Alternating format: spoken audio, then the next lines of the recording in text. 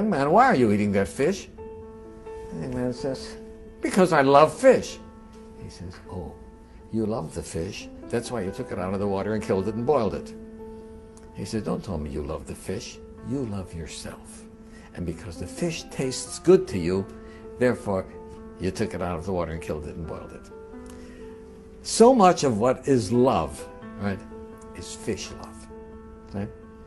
And so, young couple falls in love. Young man and young woman fall in love. What does that mean? That means that he saw in this woman someone who he felt could provide him with all of his physical and emotional needs. And she saw in this man somebody she feels that she can write. That was love. Right? But each one is looking out for their own needs. Right? It's not love for the other. The other person becomes a vehicle for my gratification. Too much of what is called love is fish love. Right? An external love is not on what I'm going to get, but what I'm going to give.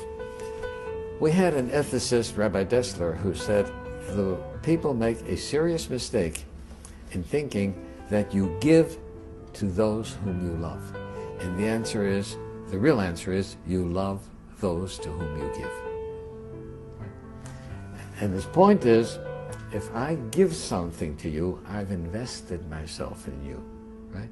And since self-love is a given, everybody loves themselves, now that part of me has become in you, right, there's part of me in you that I love. Right? So, true love is a love of giving, not a love of receiving.